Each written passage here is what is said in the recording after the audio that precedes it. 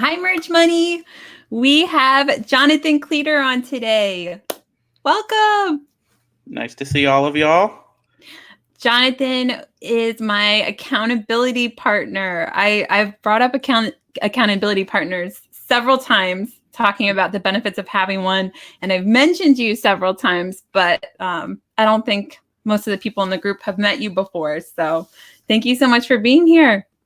It's great to be with y'all. I was just trying to figure out, I was getting an echo in my ear, but I realized I also have the YouTube channel up in the background. Oh, okay. Well, I am so excited you came on. And guys, he got a mic specifically for this show, so we should all feel very honored. Hey, if I'm going to be hanging out with the famous Helen, I have to be fully prepared. I have to bring my A game.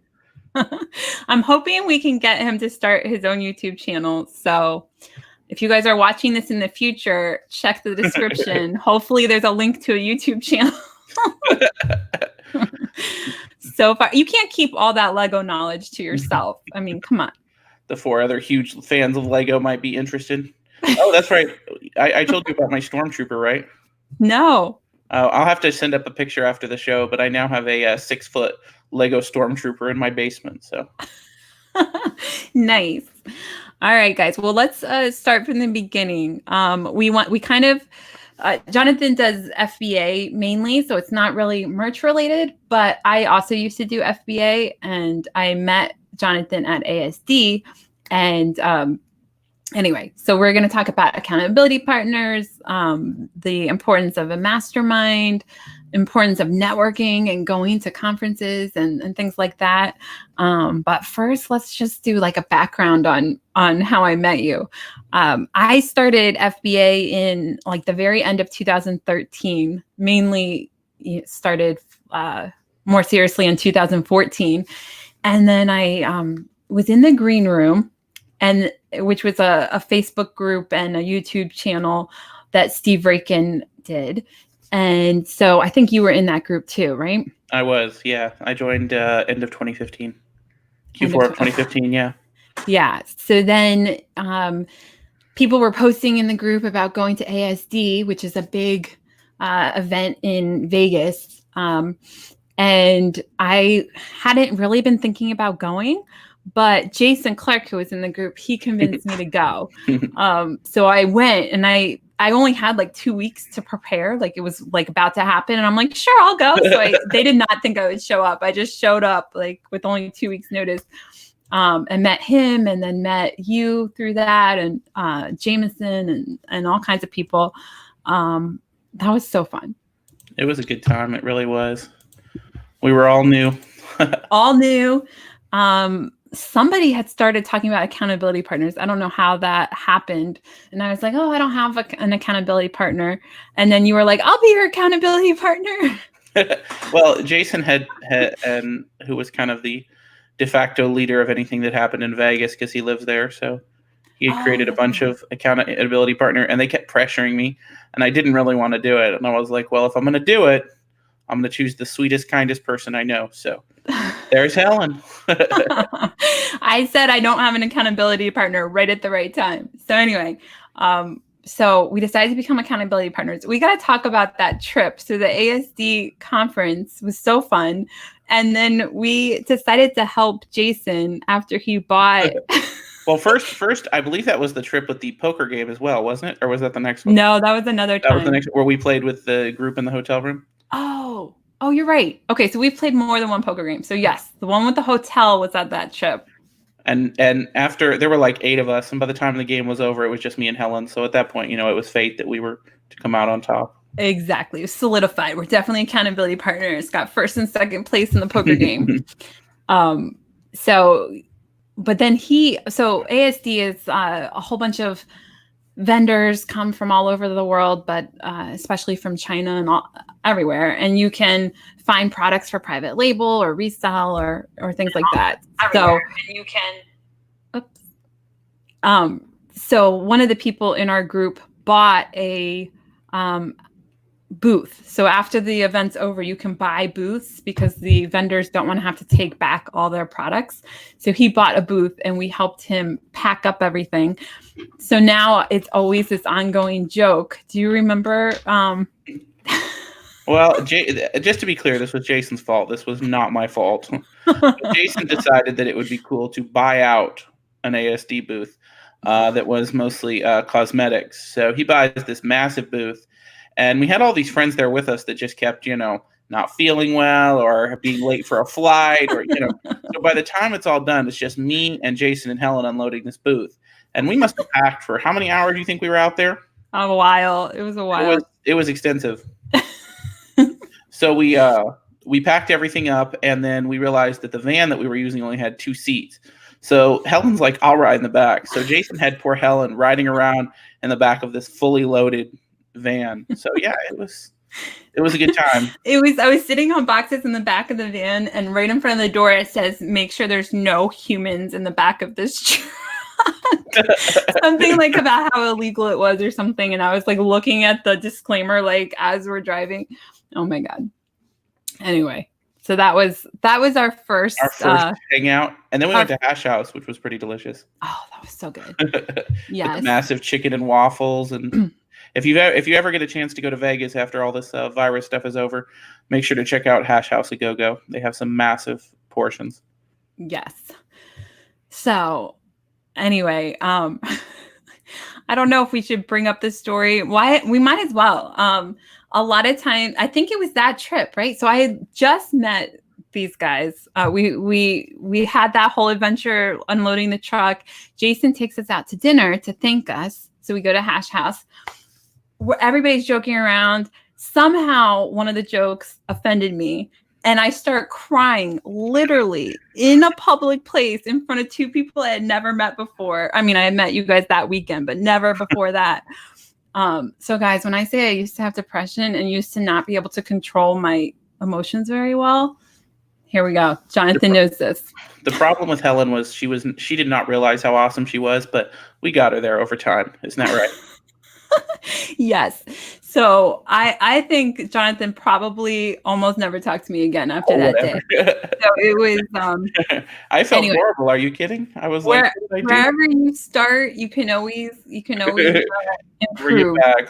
Always improve. So ever since then, I've been working more and more on it, and I don't struggle with it nearly as much. But Jonathan's one of the people that knew me before, so he's a testament to how difficult it used to be for me. But anyway, we had so much fun that trip, and then was that when we planned the Kmart meetup? That was a little while later, but so when we came back from ASD, how did we work it out? Like, what tips do you have for people that want to be accountability partners? What was what's the benefit of having an accountability partner? All of that.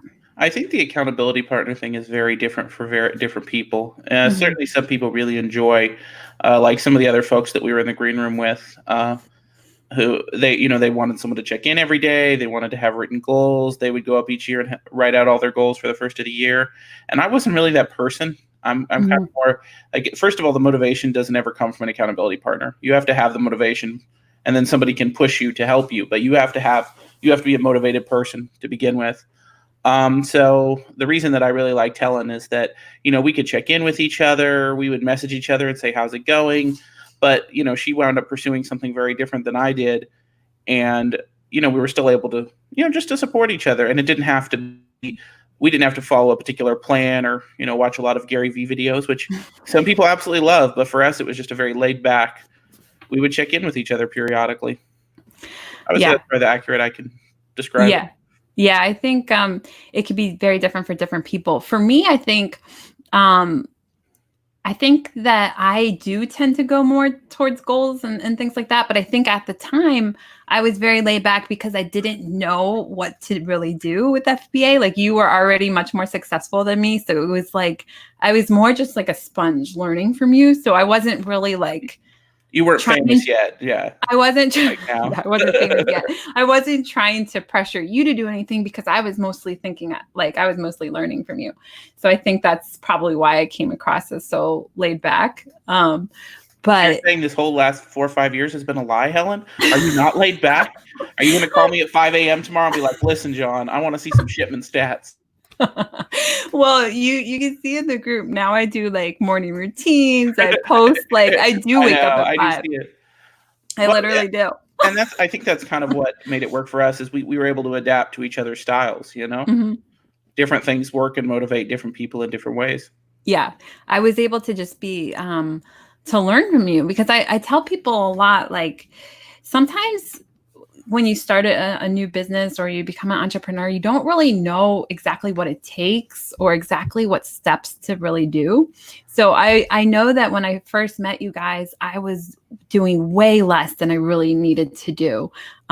So I would go to a store with one cart, fill up, one cart, go home, pack up one or two boxes and like think that I was doing FBA. But then when I would hear your stories and how you had shoppers going out and, what your goals were and how much you were shipping, it kind of was like a light bulb in my head. Like, okay, this is what it actually takes. And it kind of made me realize, like, do I want to do what it takes or do I want to do something else? So I think that's kind of how I started going more and more towards merch because I did not want to have to do what it took for FBA. I was like, I don't want to have like thousands of carts and employees and warehouses and all this stuff. So I think sometimes that can happen once you start to learn what it takes, then you can decide if that's the direction you want to go or if you want to do something different. But I definitely, once I started talking to you, once you were my accountability partner, my sales went up because I did start to do a lot more than I had done before that. You started to get more confident because a lot of what you were making good decisions. You just didn't have faith in yourself to go deeper and to buy more of what you were already buying, which, in retail arbitrage is kind of how it's done, which is interesting because for me, I am not passionate about shopping in the sense that I hate personal shopping. Like I buy everything online for myself, but when it's shopping for resale, I enjoy it. It's like treasure hunting. But you got to remember, I was selling Lego long before I was doing Amazon. So sleeping in my car in a Walmart parking lot because I had been driving all day was just normal. So, thankfully now we can afford hotels. So we have leveled up. Leveled up. Awesome. So it was really interesting. And that's a very good point. Like I would just scan something and there'd be like 10 of them on the shelf and I would pick up one or two. So after talking to you, I started to just get all of them. Well, 10, yeah. So I did get better with that. So sometimes it's not even that it's going to take that much longer. Like it's not necessarily that much more work. You're already there. They're already in front of you. Just put them all in the cart instead of one. So anyway, it was a learning progress. But what are some of the other stories? We went to what was it? A Christmas party in New Jersey. We had the New Jersey Christmas party, which I flew into I'm in Tennessee, so I flew into Washington. I think it was Washington, and then Helen picked me up, and we road tripped up to the meetup in New Jersey. So that was a lot of fun. That was so fun. There was 17 people, I think. I think 17. And me and Helen were too cheap to pay for rooms, so we both slept on the couches. There were like 2 different living rooms with couches in this huge Airbnb, so we both slept on couches. It was partly because we were too cheap and partly because we were too late with saying. Yeah, we made the decision really late. So all the rooms are already filled. But anyway, it was really fun. They and I want to do that for Merge Money or just with you guys again because it was so fun. It was just renting a big house and everybody stayed in the house and it was just like that house was huge. It had 2 kitchens. I mean, it was so fun. So we got to go into New York City and then just all over. I think the Airbnb was in Hoboken. So we got to go around Hoboken too. Robert is from there. So Robert took us out. We went to get sushi and we went and saw one of the Star Wars movies. I think it was Force Awakens, wasn't it? The first of the new Star Wars movies. You're right. I totally forgot that was that weekend. And we went to that little pizza place that was like not underground, but it sure felt like it was in a basement. Yeah. It was amazing. Best cheesecake ever. So that kind of leads into networking. How you always seem like you just know everyone. So tell us about how do you meet everybody? What do you feel like networking is important? I mean, networking is great in the sense that if you're going to be an entrepreneur and run a business, you're going to encounter, 100 tiny problems. And typically, if you've been an entrepreneur for any length of time, you've solved a bunch of those problems and you've come up with, time-saving tips and tricks. So what worked out well is if you network with 10 other people who have also done that, then maybe they found a tip or a trick you didn't think of, or a problem you hadn't solved, or, and certainly now with Facebook, there's a group for everything. I mean, literally everything. Mm-hmm. I mean, so I found a Facebook group. Well, I joined the Green Room originally, and that's where I met like you and Jason and Robert and a few other people from that circle. And then I was a part of a couple of other circles from like other YouTube channels and other Facebook groups. Shout out to Fast Turn Radio. That was my OG favorite YouTube channel back in the day. And so I went up to some meetups there and met up with people, and then I introduced them to Green Room people, and it just grew from there. So there's definitely it's not what you know, it's who you know mentality that can be extremely helpful, because hey, everybody knows something you don't know, and that's whether you're a brand new seller or a multi-million-dollar seller. Yeah, it's so helpful. I know just even talking to you would remind me about different sales, because like each store has certain times they have sales. There's like a Nike friends and family discount, and there's different ones. So that was so helpful, because I made sure I didn't miss any of these big events. People, they can. I have a mastermind now, and it's all just people who are big, retail arbitrage sellers, or a few have graduated, but it's mostly all retail arbitrage sellers. So, we just share tips and tricks, and we're not even sharing bolos at all. It's just, processes and how to deal with employees, some of the problems you handle when you're dealing with that kind of issue, which I don't know if any of you are familiar with the Unconference, but it kind of sprung out of that. Kelly and Elizabeth, who are fairly well known in the community, they realized that people were going to conferences and they spent most of their time networking. So they just created a networking event where you pay like $75 for the conference, and then you just go hang out by the pool basically at a nice hotel in Florida and just talk shop for a couple of days. So I've been there 4 years. Helen went with me at least once, and it's a lot of fun. It's just all networking. It's a lot of fun. And I was very close to going this year, and then at the last minute I didn't. And I was just telling him I'm kicking myself because I didn't know that now there's no conferences this year because of coronavirus. I should have definitely taken advantage of that one at the beginning of the year.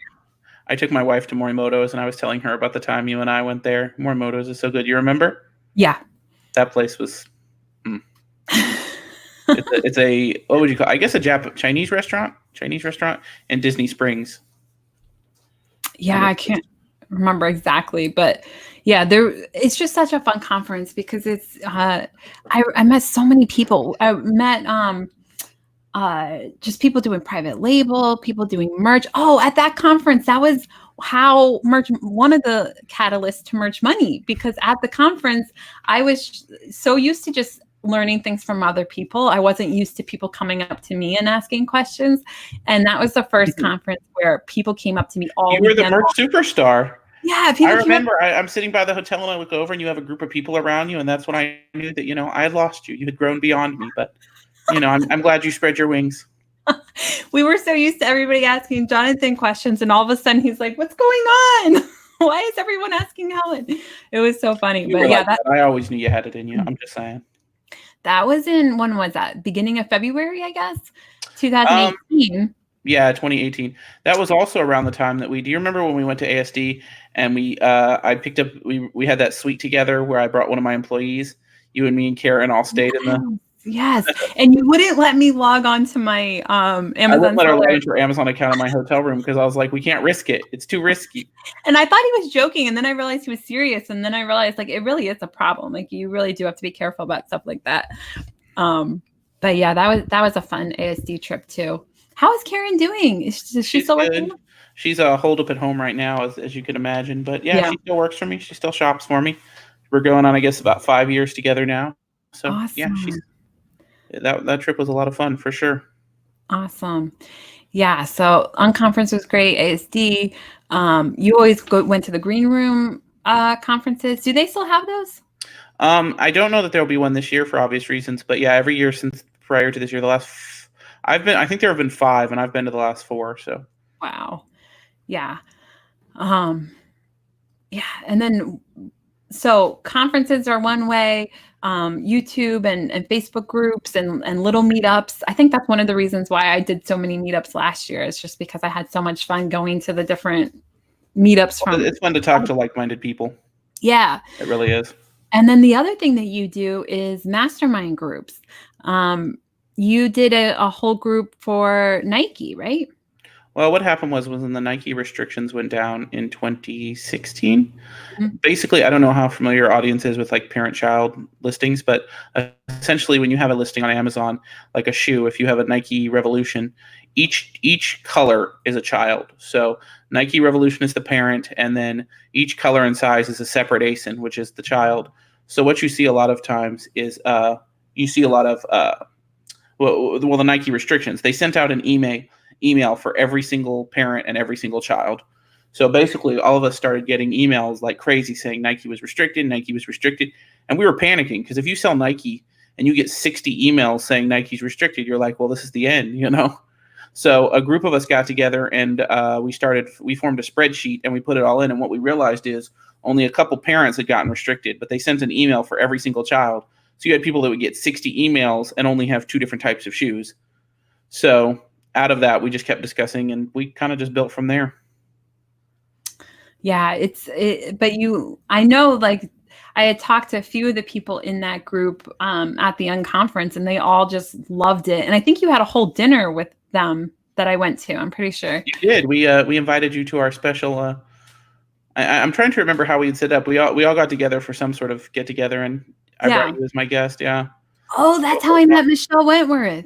Yeah. I sat next to her so I was at this Nike mastermind group with Jonathan, even though I only sold Nike just here and there. I think the reason I never got really into Nike is because I couldn't understand the box situation. Like, I was so worried about having perfect boxes, and the Nike outlet by me didn't have boxes. Like, they would just not have a lid. It would just be like the bottom part. And I was always too nervous about shipping it in. So I think I just sort of missed out on the whole thing. Like, I would send in Nike clothes and things like that so I wouldn't have to worry about the box. Anyway, long story short, I end up at this Nike mastermind group, and Michelle Wentworth sitting right next to me. And so I end up talking to her at that dinner and then throughout that weekend.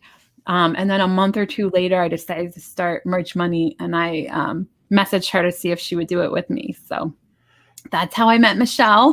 Michelle is awesome. I was just with her at I think this is in our 3rd annual mastermind meetup. So yeah, we had dinner together in Florida. Well, this year. So Michelle and Dan are awesome for sure.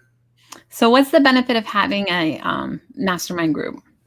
Well, I think it's just a matter of having like-minded people. I mean, everyone does it a little bit differently. Like, we're not super strict. You know, we don't have any secret handshakes or any. We just all have we use Slack so that we used to use Facebook, but we graduated to Slack, and we just all sit and we have channels about employee issues. We have channels about our top secret plans for world domination. Just all of our different things.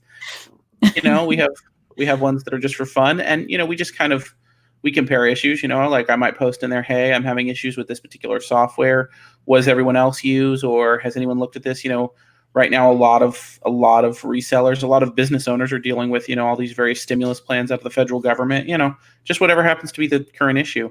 And since we are at that level where we're not really worried about, like, we all pretty much know what we're doing. We're not really looking for bolos or, we're more looking to some of those higher level issues. So it's just finding people who are kind of either at the same level you're at, the level you want to be at, or something a different category than you, and using that to, move forward.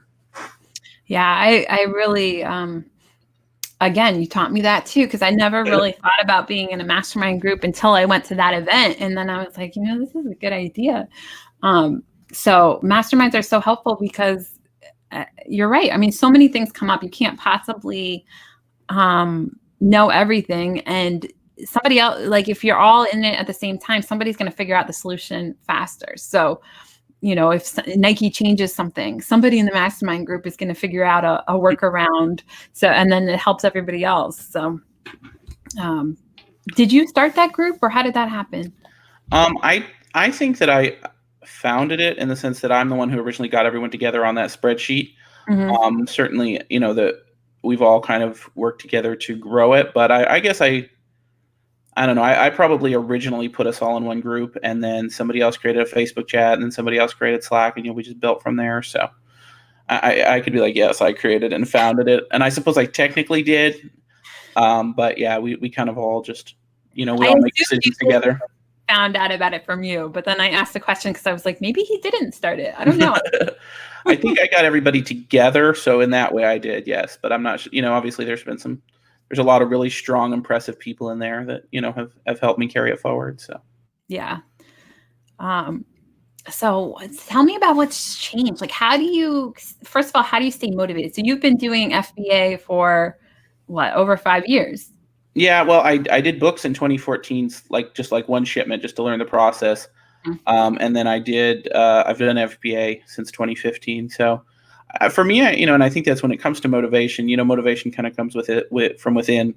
You can have friends and people that, encourage you and push you, but I've always enjoyed doing it. I enjoy flipping things for a profit. I enjoy the arbitrage aspects of, finding where you can bring value to a different platform and make money. And, I've been lucky with Karen, who you've met. Karen's awesome. So she's been a really strong right hand for the last 5 years.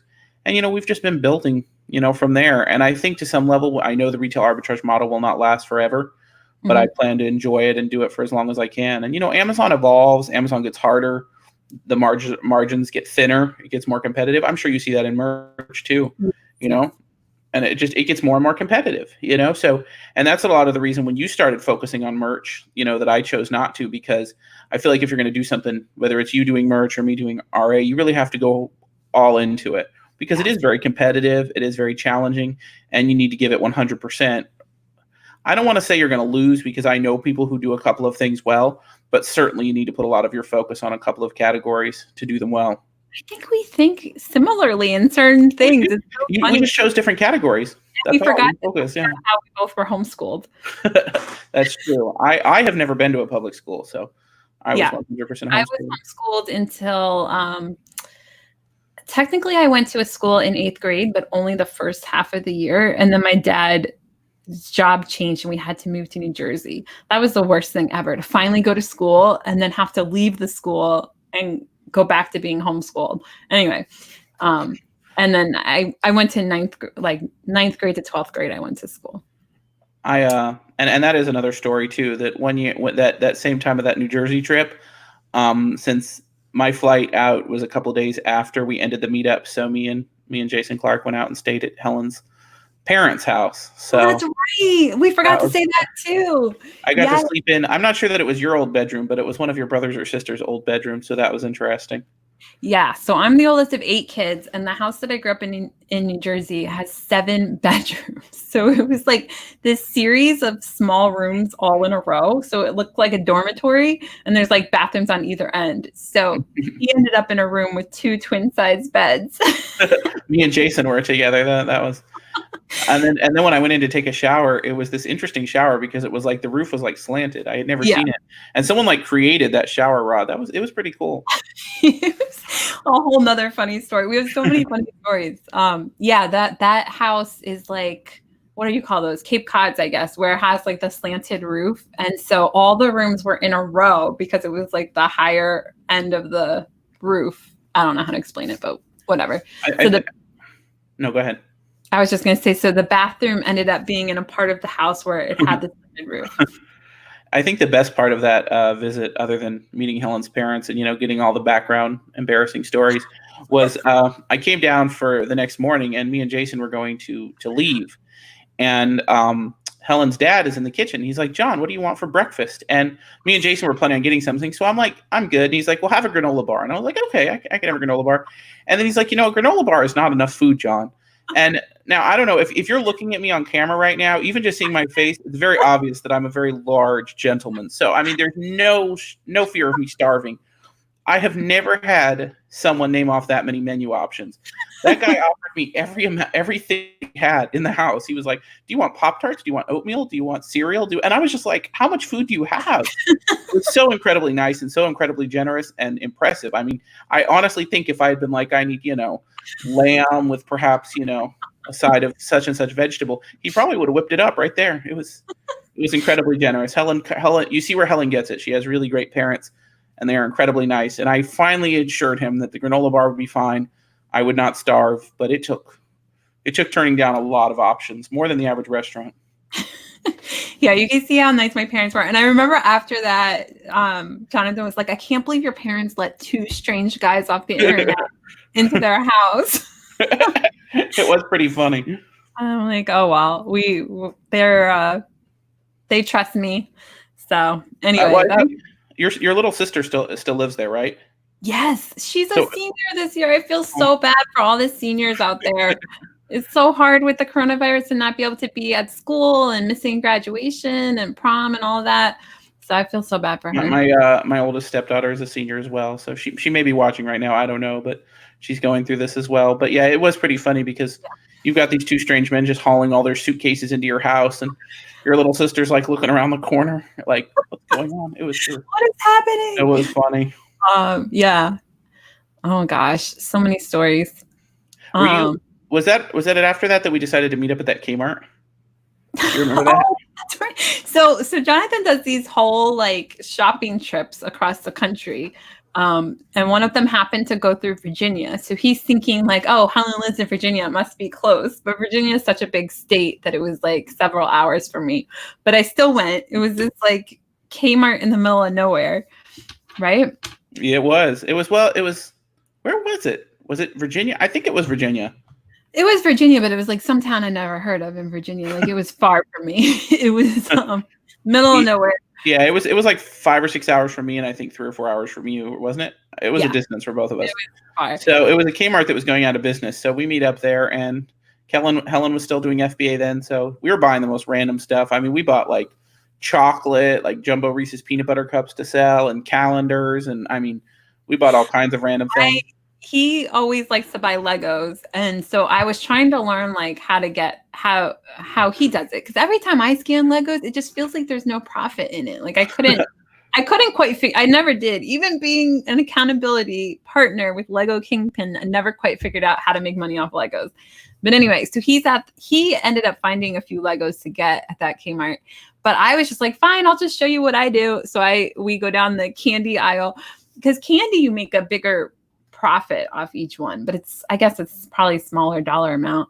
But anyway, you can just buy like whole, like basically just take the whole thing off the shelf, and there's just tons of, I think it was around Easter, so it was all Easter candy.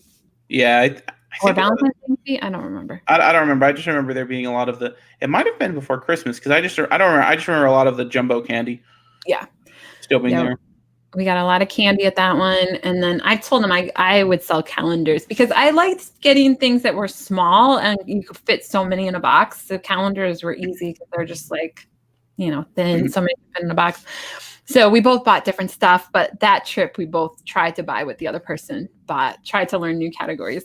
I remember saying that after. I was like, I took Lego Kingpin to other aisles of the store. I do feel the need, since my wife just mentioned it, that I do need to clarify that it is actually Lego. The plural of Lego is Lego. Lego is like moose. Legos is not a word. Did I say there's Lego? A random trivia that no one cares about. But yeah, Legos, the plural of Lego is still Lego. So like you just say, the only time you would put an S on the end of it is it's possessive. So if it's like my Legos, otherwise the plural of Lego is Lego. So there's your random bit of Lego trivia. Nice. She sometimes says Legos just to torture me. So that's the marriage I'm in. Nice. Did we get a lot of Lego that trip? I think you. There were some poly bags. I think that we bought a bunch of the little bagged ones. I have stolen all the Legos. I don't think I got any. I don't remember if there was even that much. I remember going through the toy aisle. The problem with Kmart was they did their clearance slow. They did their closing so slowly that they really didn't have a ton of things, but we got a few.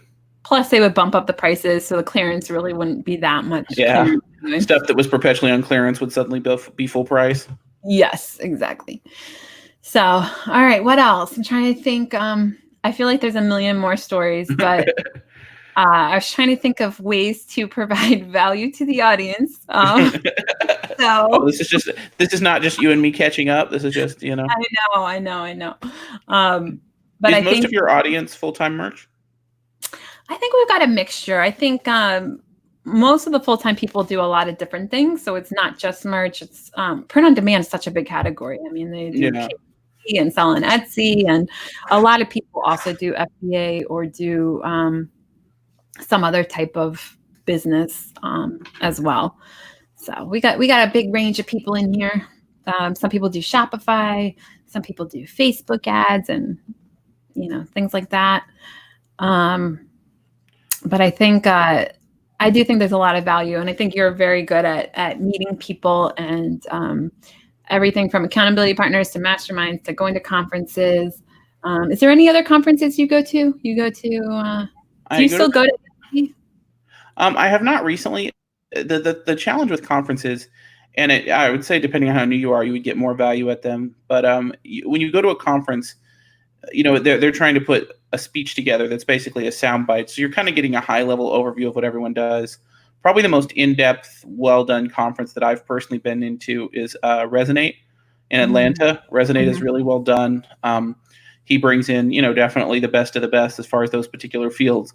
But with me, with any conference, it's the people you talk to, in the lobby after, at the restaurant after, that really bring the value, because that's when you can just sit there and, network with. And you can do that online too. It's just easier face to face because you can just sit there and talk. And I think it's nice when you meet face to face, and then it's easier later to just talk online.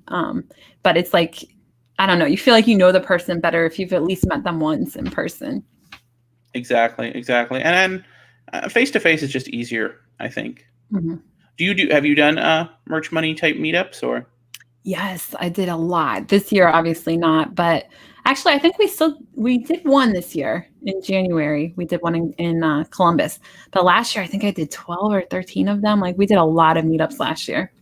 I think I remember you telling me that you were just doing them periodically all over the country. I feel like you actually did one near me, but it wound up being just when I was out of town or something, if I remember right. I think it wasn't that. I don't think was it Nashville? Oh, you're right. Nashville's not that far. Nashville. Yeah, it's like a couple of hours, but yeah, Nashville. But there were no closing Kmart, so. You didn't want to drive a couple hours to go to a merch money meetup? Come on. If I remember correctly, and I don't want to overshare, but I think there was a particular deal going on at that time, so I was also on the road, but I can't swear to that.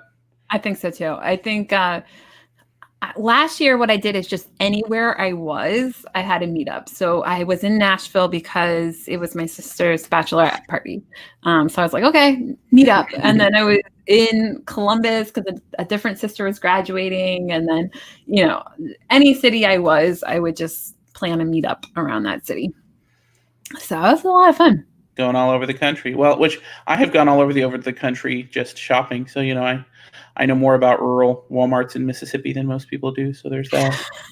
I don't know how many people know about rural Walmarts in Mississippi. So you might be the one of the few. Well, if you do this for a living, and I don't know if there's anyone in your audience that does, but the most exciting moment is what would be a one-door Walmart. So there are some Walmarts that, although they have transitioned over to be more than, like, they are super centers. Well, they're not called super centers, but they are full service Walmarts, grocery store and the other side as well. But they have not, they are not a super center yet. So they're just a one door. Now, usually if a city is small enough that their Walmart is only one door, then that's where the good stuff is. So that is not as much as it used to be. But back in like 2016, I literally would spend weeks on the road going all over Louisiana and Mississippi, going to all these Walmarts in the middle of nowhere because, they would have a lot of expensive electronic items that would be heavily discounted. And, you can only move so many 3 terabyte hard drives, in rural Mississippi in a Walmart. So I miss those days. It was good times. I know. See, this is the kind of stuff I would learn from him because I had no clue about that. I remember Radio Shack was going out of business when during that time I was doing FBA. So I did hit all the Radio Shacks around my house. I remember that. And I think I even went up on the way to New Jersey to see my family. I stopped at a lot of Radio Shacks on the way up there. It's interesting, which, now I'm having to look at if I'm going to pivot because with FBA shutting down and non-essentials, I have a lot of inventory in-house right now, but I'm trying to decide if I want to make that big shift to FBM. So yeah, I don't know. I've done a few eBay orders and I'm like, I hate packing my own boxes, but But if you have a team, if you have Karen and whoever else. Well, they're mostly my 2 primary employees because I have a team in Philadelphia. So obviously we can't, they can't do much up here. And then I have a team here and they're pretty much holed up at home right now just because, I don't want to put them at risk, Right. But so if I'm doing it myself, which, is fine. But after doing eBay for a while, I realize why I appreciate FBA so much. Yes, it's so, and that's how I feel about merch. It's like, because I remember in the beginning, you'd be like, "Don't you miss FBA?" And I'm like, "No, not at all." Well, and we were discussing this before we went on the call, but I have never done merch. I've never felt like I was that creative. I don't have that many good ideas. That is not who I am. Like, even as a huge fan of Lego, I don't create things. I just build the sets and collect them. I'm a big collector. So I applaud Helen and her creativity, but I'm just more of I like looking for ways to maximize profit out of a retail store, but just not good at creating designs. But I don't know how many designs you have, but it seems like it's an untold number. Yeah, I have the ability to put up 10,000. I think I'm somewhere right around 9,000 right now. Wow. But yeah. What is like the highest tier you can hit when it comes to number of designs you can have up? I mean, we're all still learning. Merch is still fairly new. So, the highest we had heard of was 100,000 tier. But I don't know if merch is going to limit it. So I'm assuming it'll be higher than that. Yeah, I would have to think that if they're seeing the sales velocity, I mean, it really doesn't cost them anything to have additional designs. But yeah. What do you think the future of the Amazon merch program is, to have like merch everything? Like, I know they've looked at like coffee mugs, right, and pop sockets and things like that, but I hope so. I hope they have merch everything. It really depends. I mean, this. They don't really tell us necessarily. I mean, maybe some people get to know ahead of time, but we really just don't know what their plans are. I'm just happy they're still doing the program and Right. they have added some products, not nearly as many as I would have liked, but they have added tank tops and V-necks and hoodies, pop sockets, few things. I do need to put one caveat in here. My wife has just messaged me from upstairs where she's also watching this.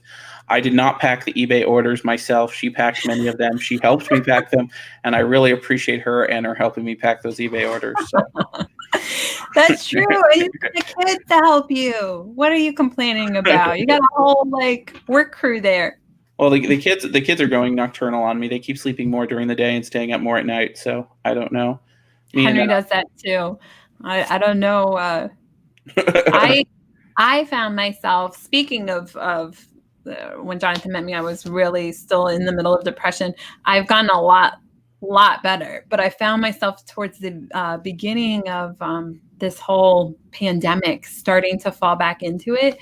And once I started feeling like a little like I was moving more slowly and, just kind of slipping back into it, I made sure to just set my alarm every morning. So now I always wake up at 6 a.m., start the day, because otherwise, if you keep moving, it helps. So. Well, I think that, we're very blessed. And my wife and I were discussing this, and that even though I realize merch being shut down is very rough on probably many of y'all, certainly not being able to, send in shipments is very rough on me, but we're very blessed to live in a world where, when the whole world is dealing with a earth-shattering virus, I can't imagine owning a restaurant right now. I mean, the stress would just be unbelievable. The fact that, she and I can just, sell a few things on eBay, let our Amazon items sell, I mean, it won't last forever, but certainly, if for a few months we can practice some social distancing and get this over with, we're very blessed that we don't have to worry about, and I'm so grateful for all the people working in the grocery stores and at Amazon, and certainly the healthcare field as well. Yeah. But I don't know. Those grocery store cashiers are the unsung heroes, because they're making, very, very low wages to do a very scary job. Yeah, exactly. And I think the other thing we're blessed about is that we've learned over these few years how to make an income on our own and how to sell online. And even if our particular avenue slows down or goes away, it's a little easier to pivot, because we at least know what's out there and at least know the basics, how to sell online. So it's just a matter of switching platforms if necessary, or just pivoting. And I do want to put one caveat here, because I've said this on any interaction I've had with any digital group of people. If anyone in your audience has grandparents or elderly relatives that lives in Chattanooga, Tennessee, it's a fairly small city, but I mean, we're like 500,000 people. But if and you need me to drop them a couple rolls of toilet paper or a loaf of bread, you just let me know, message me after the show, and I can certainly do that. Hey, we all got to look out for our grandparents. If I could just keep mine from going to Whataburger, I would be good. That's so nice of you. Yes, definitely. definitely look out for each other. I was telling Jonathan, my grandmother actually passed away this week. And it was actually from the coronavirus. I still am like having trouble believing that. It was right before Monday's show. I found out like an hour before the show, and I still did the show with Detour shirts. But yeah, this is no joke. This is hitting everyone. But if you're elderly, it's really bad. I'm proud of you. You've come so far. That is, to just still do the show is incredible. It's one of those things where she had Alzheimer's, and it was her time to go, but it's still, no matter what the situation is, it's always hard because it's just, I have so many good memories with her, and I actually got to live with her when I first moved down. So my parents moved us to New Jersey when I was in high school. And then, after college, I decided to move back to Virginia. And so I moved, and lived with my grandmother for a couple months while I was trying to find an apartment and everything. So I actually lived with her. She taught me so many things. She taught me Scrabble. I have lots of memories of playing Scrabble with her. She loved art. She was a sculptor. So she would sculpt things. She was a teacher. She was very good with technology. So I always tell the audience, I'm always like, not that great with technology, which is so weird because my dad is a computer programmer. My grandmother was always on the cutting edge of technology. Like anytime something new would come out, she would get it for me. So I had like one of the very first iPods ever. She got it for me and I didn't even know what it was. I'm like, what is this? She's like, it's an iPod. It's like, you can listen to music on it. And I'm like, what? Like, that's probably a collector's item now. My grandmother was way ahead of technology than I was, which is interesting. So she's an amazing lady, and yeah, she's been through a lot, and I feel for all of you guys who have lost somebody to this this horrible pandemic we're going through. But we all have each other to help get us through this, and I'm happy to know all of you guys, and thank you for offering to deliver stuff to people in Chattanooga. It's so nice of you. I feel the need based on that. I just looked at the chat here on YouTube, and I feel like I need to make a shout out to when I used to be a very big Toys R Us reseller. I would buy a ton of Toys R Us, and it probably doesn't matter now, but I don't want to give away all my secrets. But I needed someone to help me sign up for a particular deal because it was like a one per person deal. And so I paid a local reseller I had made up in the green room, and that's how I met Sue, who is in the chat right now. She sells by Sue. So now Sue and I, when she comes through Chattanooga, when we meet up, I go through her there and she meets up. So shout out to networking with Sue. Yes. And thank you, Sue. And thank you, Mike, and everyone that said sorry. And we'll just give you a virtual hug. And hi to BB Rose. That's my niece. She is so good at always watching the show. So thank you to everyone here today. And Dwayne. Well, yeah, this too shall pass, right? Yep, absolutely. But I think it's a great opportunity to just help each other and be kind to each other and reach out and say hi to people that you haven't talked to in a while. That's why I maybe it was my birthday that we talked, or I don't know, but it's nice to reconnect with you because we haven't talked as much.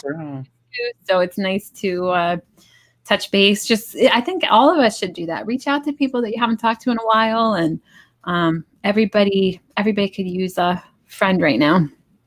Yeah, it's interesting. I always told my wife I consider myself kind of like a paranoid person as far as I'm always planning for anything that could go wrong. But yeah, worldwide pandemic was never on my list of things to worry about. I know. It never crossed my mind. So sometimes when people are like, getting mad at Trump or getting mad at everybody, I was like, well, how was anybody supposed to know? And then the more I'm learning about it, I'm like, oh, wow, people actually did know. And so that's why they're mad at him. Like, I guess you were supposed to know that this could happen. Like you shared that video about Bush being worried about it. In 2005, he created a pandemic task force, and he was heavily preparing for one, which kudos to him to being way ahead of the curve. But yeah, it's hard to take serious until it's there, And apparently it's like every 100 years it's like happens, which is kind of like depressions and recessions and stuff tend to happen every 10 years or so. So if you haven't been through one, it's hard to remember and be prepared. But I think going through this recession or whatever we're going through, in some ways I had been a little bit more prepared because I had been through 2008. Yeah. So I sold my condo in 2018 because I was so worried about another recession. I was like, I want to sell at the peak this time because I bought the condo at the peak, and I'm like, I do not want to have to hold it through a whole nother 10 years.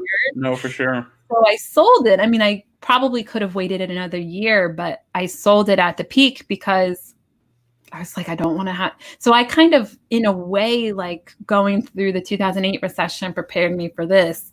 But I hadn't gone through a pandemic before. So it's going to be some interesting opportunities coming out of this. You know, it is for sure. I mean, certainly people's buying habits are going to change, you know, forever. And, you know, I'm like, how long, if tomorrow, you know, they said, well, we're good, you can go back out, you know, how many people are just going to go sit down at a restaurant? You know, I mean, I don't know. I don't know. And people who are getting used to wearing face masks and stuff, like, are they going to feel weird going out in public without one? And handshaking and stuff like that, is that going to make a comeback, or is that just gone forever? It seems like handshake probably does need to go. Like, it seems like the risks do outweigh the benefits pretty dramatically. But, you know, at the end of the day, all we can do is, you know, take care of all of our elderly relatives and stay inside. So my office right now has no people. So I've went there once or twice, since obviously there I'm still totally isolated. And, but other than that, you know, we haven't left the house in about 3 weeks. So. And anyone, I mean, really any of us can get it, but especially if you have any kind of underlying anything. I'm hoping that I already had it. I don't know for sure, but everyone thinks they already had it. It's incredible. I hope so, because I don't want to have to go through it again. But in February, my stepson got really sick and we had to go to the hospital. And it was, we had gone to the XFL game in DC. So we had been around 30,000 people. So I'm thinking we might have gotten it from there. We definitely caught whatever it was we got. We got some kind of virus there. Whether it was coronavirus, I'm not sure. But whatever virus it was, it looked like pneumonia when they did the X-ray on him. But it ended up being there. They just described it as a virus that was attacking his lungs. So I'm like, well, that sounds like coronavirus to me. But whatever it was, we were in the hospital with him for 3 days in February. And then I got sick the following week. I still did the show. So there's a show where I'm like so sick. The Mastermind group, I didn't even try to look good. I didn't put makeup on or anything. So they have like a legit, this is the day Helen had coronavirus video. The one on Merch Money. Yeah, the one on Merch Money, I tried to look nice. So it was a little harder to tell. But yeah, hopefully, I'm hoping we already have it, because I definitely don't want him to have to go to the hospital now. Like for me, I was able to recover on my own fine without going to the hospital. But with him, like he has asthma, he had to go to the hospital. So if anyone lives near Helen, we need you to put some Reese's peanut butter cups and some bread on her porch. So we'll see. We'll all make it through. Well, I don't know how much you watch the numbers, but I've been watching a lot of people tell me I shouldn't watch the numbers because it stresses them out, but I find it interesting. And in watching the curve, we do seem to have slowed the curve down. Like it's not progressing as dramatically or as fast as what a lot of the more dire predictions, you know, says. I mean, don't get me wrong, still social distance, it's still going to be rough, but by doing that, we seem to have lowered it dramatically from what it could have been. Yes, absolutely. I think so too. And hopefully some states will just have like very, very low cases of it. Some of the states, it seems like it'll ramp up down the road, but hopefully it won't. We'll see. What happens. We got to learn the New York lesson for sure. Yes, definitely. That's rough. But well, thank you so much. We've already been talking almost an hour, so I don't want to hold you up too long. But was there any advice that you wanted to share that we haven't talked about yet, or anything that could help entrepreneurs, and especially going through this time? Like, is there anything that could help people sort of pivot or learn how to, you know, keep going when they maybe feel a little down? The one question that I did have for you was because I've been meaning to ask you this offline for a while, but in you doing merch, I mean, or any kind of print on demand, have you ever looked at working with like, because like for example, I know at least one artist locally who, they do a lot of really good work, but they have no clue how to market it or how to put it on anything and I'm like, it seems like people in your audience connecting with artists could really be a marriage made in heaven, in that they would have a way to actually market their artwork and you would actually have something unique and special and maybe even copyrightable. I don't know how that all works, but it sure seems like an avenue there. Yes. I know people do that. I know Yang, you know Yang from the green room. I forgot about that. I was about to explain who he was. I'm like, wait, you know him. That's a few years back there, but I do. Yang kind of also pivoted over to merch, actually before I did. But anyway, he works at a school. And so he sometimes will have artists, I think, from that school, or at least like in his area, he will partner up with them sometimes. A lot of people end up using VAs because it's a little cheaper, right. A lot cheaper than artists in the US. But it's definitely a great option. And that's the thing with networking. I mean, nobody is good at all of it. I mean, there are a few people who actually are somehow good at all of it. They're good artists, good at marketing, good at everything. But most people are better at one thing or another. So it's really nice if you can network with people in your community, or, find a way. There's people with big audiences on Facebook or TikTok or wherever, Instagram, and you can get them to show some of your artwork and stuff like that. I mean, the possibilities are limitless. Absolutely. Well, I think the thing that I would encourage, you said as far as any kind of encouragement, is just to really take this time to, if you have any, training courses you've paid for that you haven't actually bothered to, dig through, or really just take it. Like for me, I was emailing with my CPA and I just got my taxes done this morning. So, which we have till July, which is awesome. And I'll probably wait to file till July, but at least they're done, Yeah.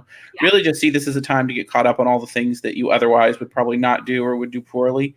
And, I mean, you keep hearing all those equivalencies about, how our grandparents and parents went through all these various things, and all we have to do is sit on our couch. So I'm trying to grow as much of my business as I can by sitting in my basement. So, Yeah. And I think it's we shouldn't downplay that too, where it's like we're just sitting on the couch. It's like, it is hard to be isolated from people and to not move around as much as you're normally used to. And if any of you have any kind of struggle with depression like I do, I really think you should try to move around as much as possible, because sitting and doing nothing is like disaster for people who tend to have depression. You got to make sure you keep moving, do something, because you can't just sit there. Find some things around your house to list on eBay and make a few bucks. Like for me, I don't really deal as much with depression as I do anxiety. As far as I have a family to feed, obviously it's rough business wise for almost everyone, unless you sell grocery, and then it's insane. But for most people, so you just gotta put your head down and control what you can control. Yes, that is the big one right there. And clean your house. I mean, whatever you got to do, all these little things can make you feel better. So, but mainly just reach out to people, reach out to other sellers. I mean, if you've gone to any kind of networking thing before, see how they're doing, try to help them. We can all kind of work together to figure out how to pivot and what to do next. And definitely, guys, post any questions you have. You could post it on this video, post it in the group. If you're struggling, let us know, and we could try to help you think of a way to pivot. And if you have a local seller like Sue, for example, then this is a great time to, look at her store, figure out her bolos so that you can take some of her leads, whatever you have to do. No stealing bolos. Just from Sue. She'll understand. It's a competition. Well, thank you so much, Jonathan. And thank you all who are watching. This was a lot of fun to catch up. So it was great to talk to y'all, and I look forward to doing it again sometime. All right. And guys, on Monday is our 2-year anniversary. Can you believe that, Jonathan? 2 years. Wow. It feels like it was just yesterday. You were like, I'm going to start a YouTube channel. I'm not going to do FBA anymore. I'm going to do merch. That was 2 years ago. So guys, you'll see a post from me later, but Monday, definitely watch on Monday. It's going to be a little bit longer than normal episode, and it's going to be a lot of people that we've had on the show in the past are all going to come on. So it's going to be a lot of fun. Lots of giveaways. So, all right. Well, thank you, Jonathan. I will see you later. Have a great rest of your day. Thank you. You too. Bye, everybody.